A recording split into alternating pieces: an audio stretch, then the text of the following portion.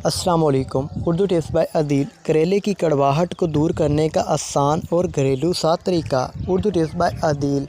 کریلے کی کڑواہٹ کو کیسے ختم کیا جائے، جانیے 5 کارآمد ٹپس اور آزمودہ۔ اردو ٹپس بائی عدیل کی اس ویڈیو کو دیکھ کر بھی آپ لگا سکتے ہیں۔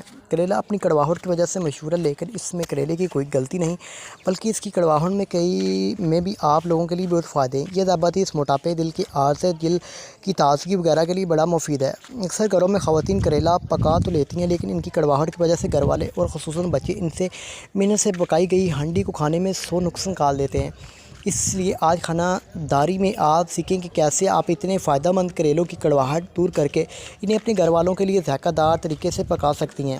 کریلے کی کھردری سطح کو کھرچ دیں۔ کریلے کی کڑواہٹ کم کرنے کے لیے سب سے پہلے تو اس کی اوپری کھردری سطح کو کھرچیں۔ اس سطح کو اتنا کھرچیں کہ وہ ہموار ہو جائے۔ بیج نکال دیں۔ جب سطح کو ہموار کریں تو کریلے کے ٹکڑے کر لیں اور اسے پکانے سے پہلے بڑے بیجوں کو نکال دیں۔ ایسا کرنے سے کڑواہٹ کافی حد تک ختم ہو جائے گی۔ نمک سے مدد لیں۔ جب کریلے سے کڑواہٹ دور کرنا چاہتے ہیں تو نمک اس حوالے سے بہترین مددگار ثابت ہو سکتا ہے۔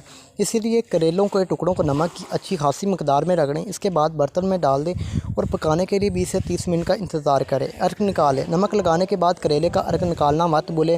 اس کے بعد نلکے کے نیچے رکھ کر پانی کھولیں اور بہترین نتیجے کے لیے ایک بار پھر اس کا عرق نکالنے کی کوشش کریں۔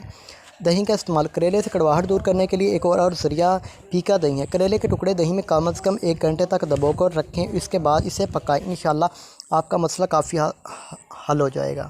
جزاک اللہ۔